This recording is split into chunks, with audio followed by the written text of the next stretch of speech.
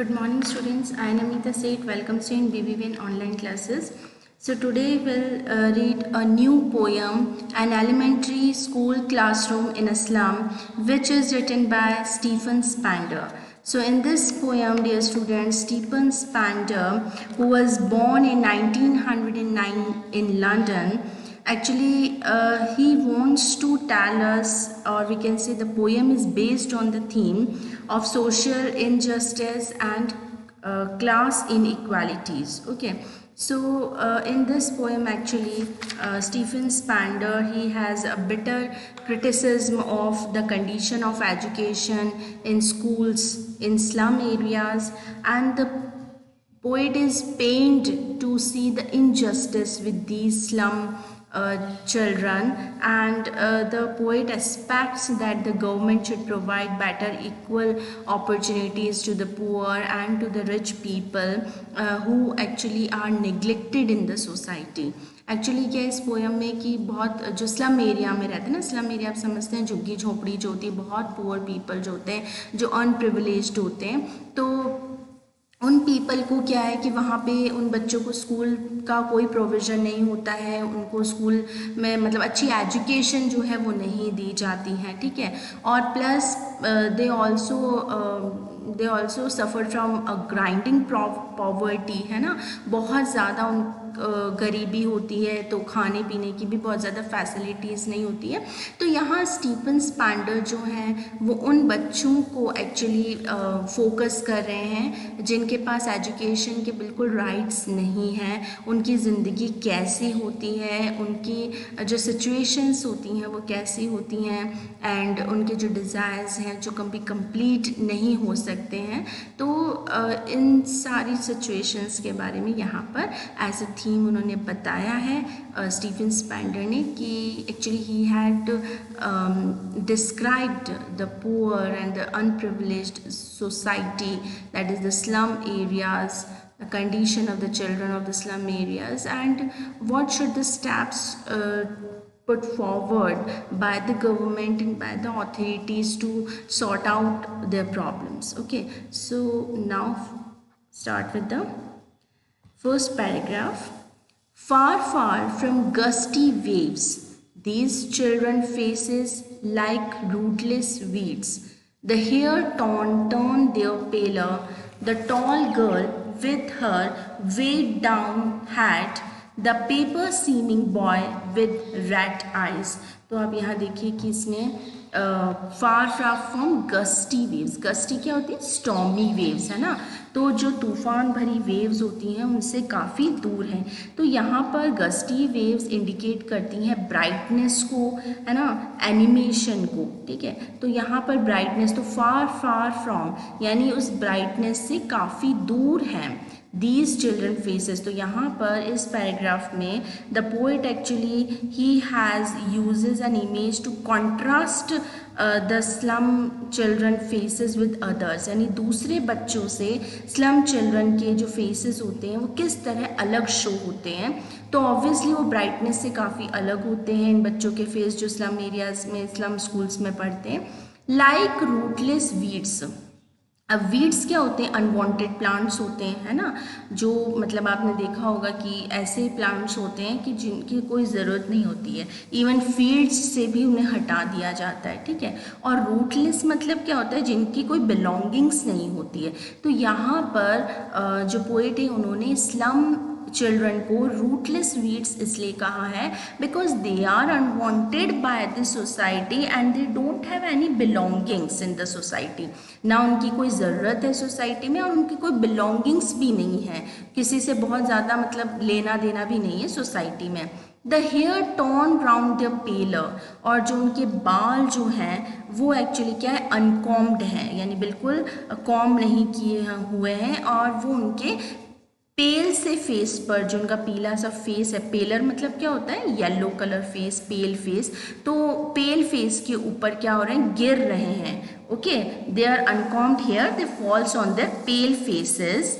The tall girl with her weighed down head, तो first जो child है जिसके बारे में जो पोएट है वो काफ़ी मतलब डिस्क्राइब करना चाह रहा है वो है एक टॉल गर्ल है जो कि फिज़िकली और इमोशनली बहुत ज़्यादा एग्जॉस्टेड है, ठीक है। और उसकी एक्चुअली लाइफ जो है ऐसा लगता है कि बिल्कुल डिस्ट्रॉय हो चुकी है, बिल्कुल मतलब ख़त्म हो चुकी है, ओके। और वो क्या है कि अपना सिर नीचे झुकाकर बैठी हुई है।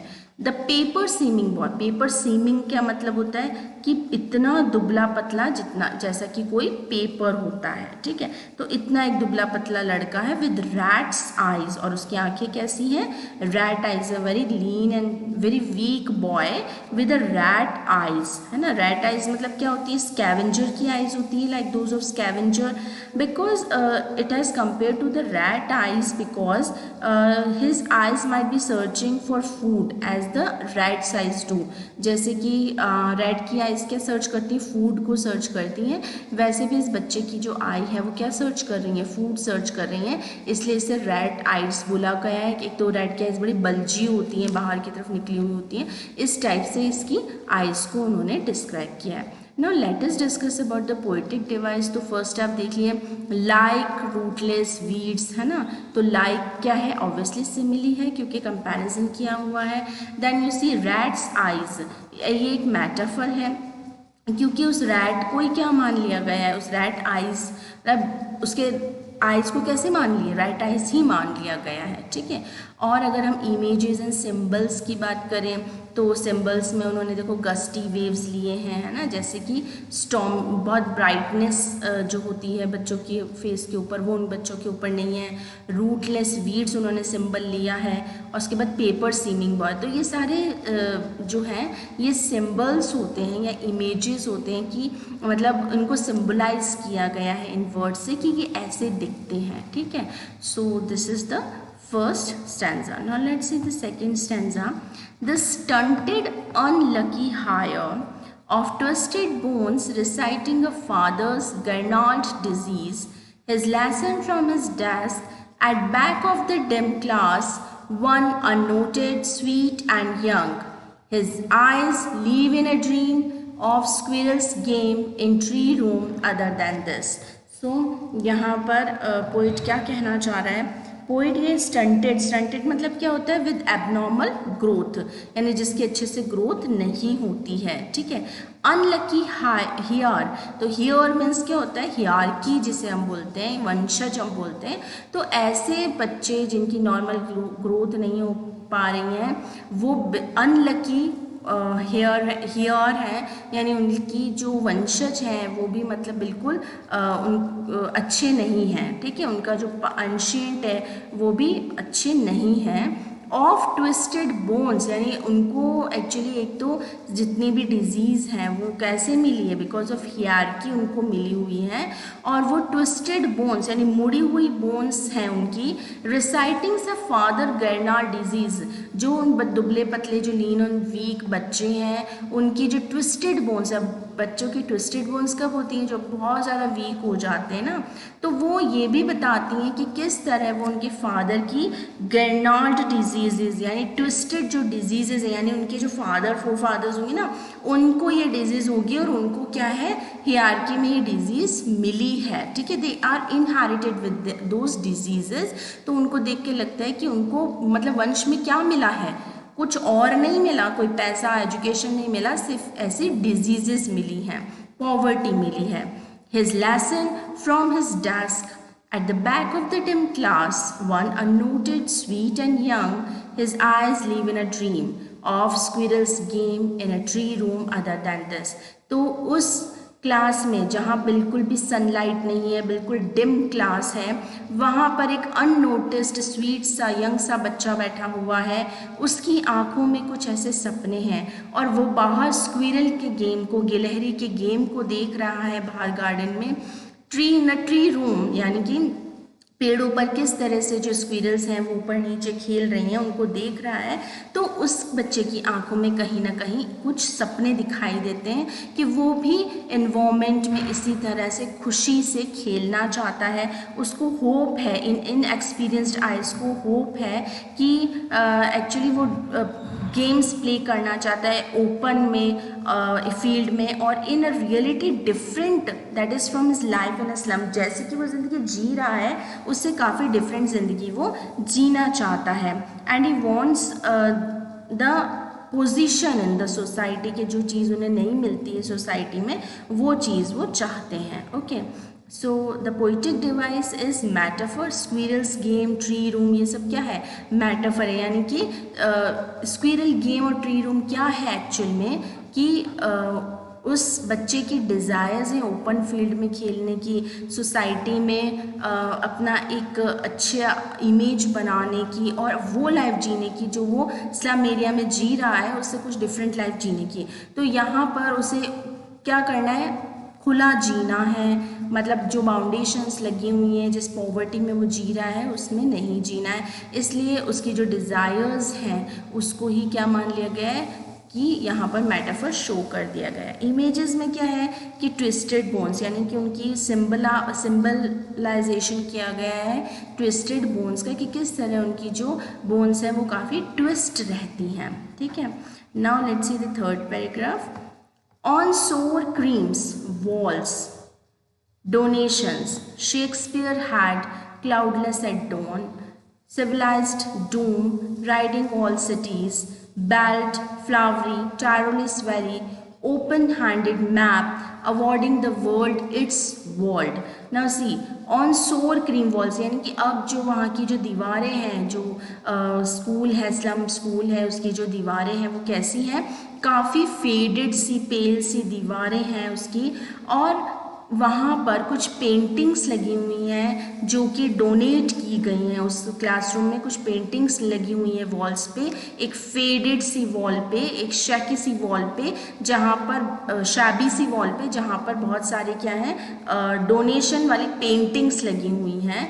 और उसमें से एक पेंटिंग है शेक्सपियर हैड की, यानी वो शेक्सपियर की एक इमेज है बड़ी सी, और उसके पीछे जो मतलब शेक्सपियर इमेज के पीछे का जो बैकग्राउंड है वो कैसा है, क्लाउडलेस, यानी उसमें कोई बादल नहीं है, स्काई है, और डॉन का मतलब बताया गया है कि किस तरह से अर्ली मॉर्निंग का वो पीछे का जो सीन है, उसके शेक्सपियर की पिक्चर के पीछे का सीन जो बैकग्राउंड है वो डॉन का, मॉर्निंग का सीन है। ठीक है, सिविलाइज्ड सम राइडिंग ऑल सिटीज़, और कई ऐसी पिक्स हैं जिसमें कि मतलब है ना बहुत ज़्यादा मतलब सीनरीज हैं कई में, और कई में एक्चुअली जैसे बैल्ड, फ्लावरी, टायरोलिस वैली, बहुत सारे पहाड़, बहुत सारे फ्लावर्स, वैलीज है ना। तो इस तरह से उन्होंने एक सीनरी भी एक है जहाँ पर उस क्लासरूम में लगाई गई है।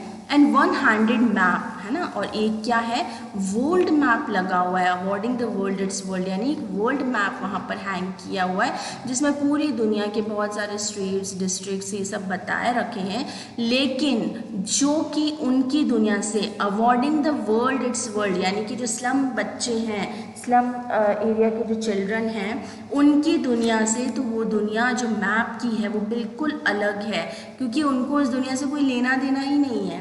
ठीक है, जो वर्ल्ड मैप लगा रखा है, क्योंकि एक तो वहाँ पर उनका स्लम नहीं दिखाई देता, जो उनका एरिया है छोटा सा झुग्गी झोपड़ी वाला, वो किसी वर्ल्ड मैप में नहीं शो हो रहा है, प्लस उनकी जो दुनिया है वो उस बाहर वाली दुनिया से काफ़ी अलग है। As they are suffering from malnutrition, they are suffering from grinding poverty, and they have desires in their eyes to fulfil, but they are far away from the from what they can achieve. Okay, यानी बहुत दूरी है काफ़ी, वो मतलब उस desires को शायद कभी ज़िंदगी में अचीव ही नहीं कर पाएंगे। और फर्स्ट ऑफ ऑल वो इतने ज़्यादा मतलब डिज़ायर देखें भी तो कैसे, सपने देखें भी तो कैसे, ड्रीम देखें भी तो कैसे, क्योंकि they are suffering from poverty and malnutrition. 2 वक्त का खाना नहीं है, 2 स्क्वायर मील्स नहीं वो मीट कर पाते, तो वो काफ़ी और ज़्यादा सपने नहीं देख पाते हैं। इसलिए जितने भी डोनेटेड पेंटिंग्स हैं इनकी कोई वैल्यू नहीं है स्लम एरिया चिल्ड्रन की निगाहों में। ठीक है, now the poetic device images and symbols, यानी सिंबल्स इसमें यूज़ किए गए हैं। इमेजेस और सिंबल्स में क्या होता है कि ऐसे जो वर्ड्स होते हैं ना, जब पोइट यूज़ करता है आपको इमेजिनेशन करवाने के लिए। अब आपने जैसे पढ़ा ऑन सोर क्रीम वॉल्स, तो आपको एक इमेजिन हुआ ना कि वहाँ पर एलिमेंट्री स्कूल का जो वॉल्स हैं वो कैसे होंगे, यानी काफ़ी शैबी से येलो से कलर के होंगे, ठीक है, मतलब फेडेड से होंगे। तो आपने एक इमेजिनेशन करी। तो जो सिंबल्स, जो वर्ड्स पोइट यूज़ लेता है आपको इमेजिन करवाने में, जैसे उसने शेक्सपियर हैड यूज़ किया कि शेक्सपियर का जो हैड है, यानी कि उसकी जो मतलब उसका सिर्फ फेस उसमें दिख रहा है और उसके पीछे क्या है, थोड़ा बहुत सीनरी, क्लाउडलेस सीनरी दिख रही है। तो ये आपने क्या इमेजिन करा। देन टैरोलीज वैली, एक छोटी सी टैरोलीज वैली है, वहाँ पर फ्लावर्स, वैलीज, ये सब चीज़ें हैं, तो ये सारी आपने इमेजिन कर ली। फिर 1 हैंडेड मैप है, वहाँ पर एक वर्ल्ड मैप है। तो ये सारे वर्ड्स उसने क्या है इमेजिन करने के लिए दिए हैं, इसलिए हम इसे इमेजेस एंड सिंबल्स में रखते हैं, ठीक है। Then let's see in the next paragraph.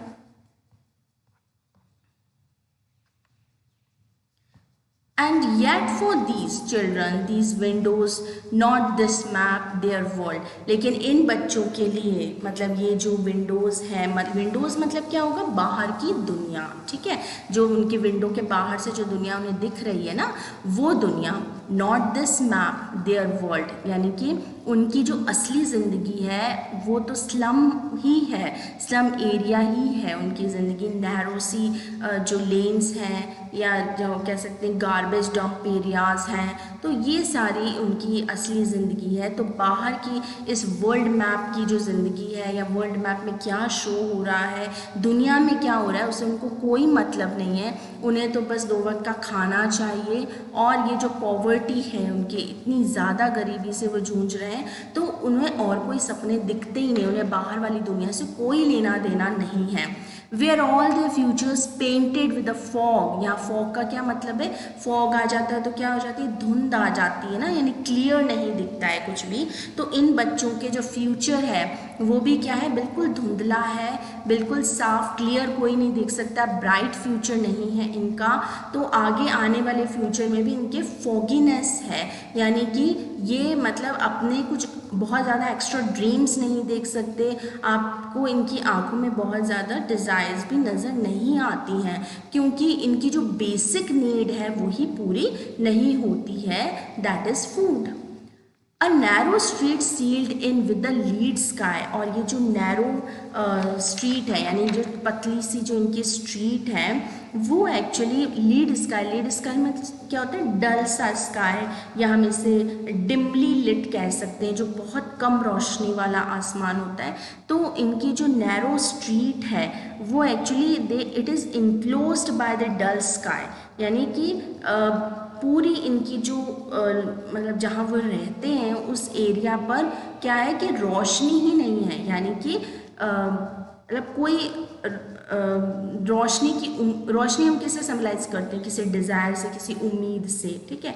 तो वहाँ पर कोई भी उम्मीद भी नहीं है, सब कुछ डार्क सा है, उनका फ्यूचर भी डार्क है, and they are very far away from the rivers and the sea and the very beautiful nature. जो आप एनवायरनमेंट की, जो नेचर की ब्यूटी इंजॉय करते हैं ना, तो उनका जो एरिया है, स्लम एरिया, वो काफ़ी इस नेचर की ब्यूटी से काफ़ी अलग है, क्योंकि उनके पूरे मतलब उनका जो लाइफ है वो कैसी है, अंधेरे में वो लोग जी रहे हैं, और हो सकता है कि वो बहुत ज़्यादा पॉल्यूशन में जीते हों, ठीक है, बहुत ज़्यादा उन पे इंडस्ट्रियल बर्डन हो, ठीक है। तो इस वजह से गार्बेज डंप एरियाज होते हैं, काफ़ी गंदगी होती है, कुछ फैसिलिटी नहीं होती है उनके घर में, ठीक है।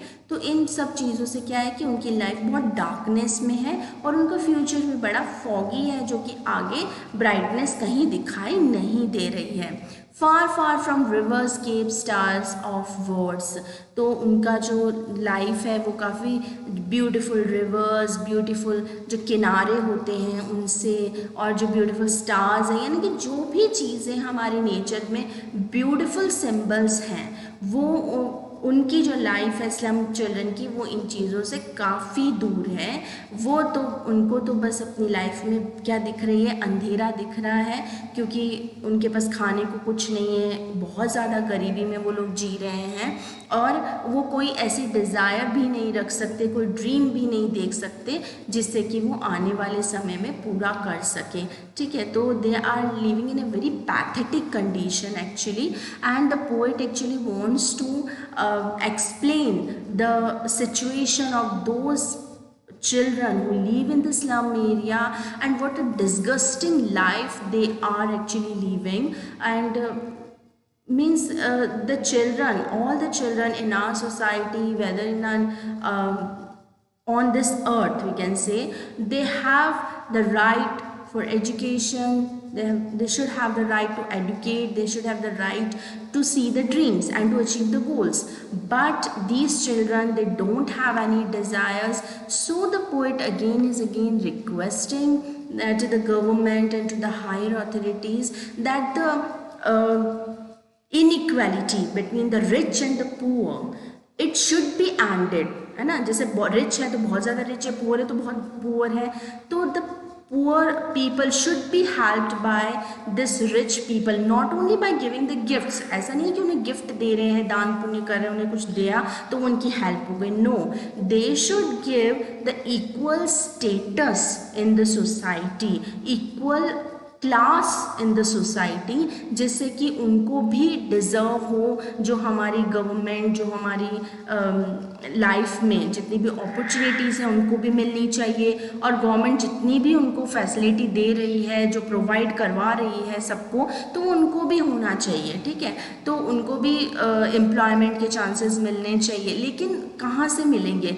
क्योंकि वो इतने ज़्यादा डार्क एरियाज़ में रहते हैं कि वो कभी भी उस चीज़ से बाहर नहीं आ पाते हैं। ठीक है, so the main motive we can say of the poet in this poem is to destroy the inequality between the rich and poor. Okay, so this is it for now. हाँ, एक ही पोइटिक डिवाइस में देख लेते हैं।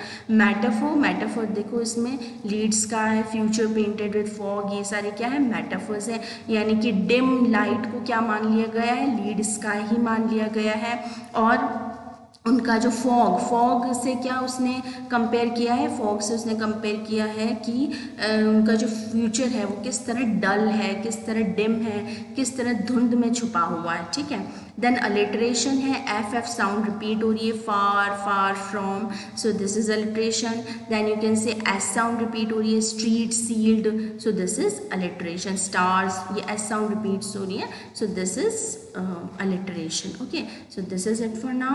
Hopefully you understand the poem, and if you have any queries you can ask me, and please 12th class students submit your work so that I can check that if you are updating your work or not. Okay, happy learning.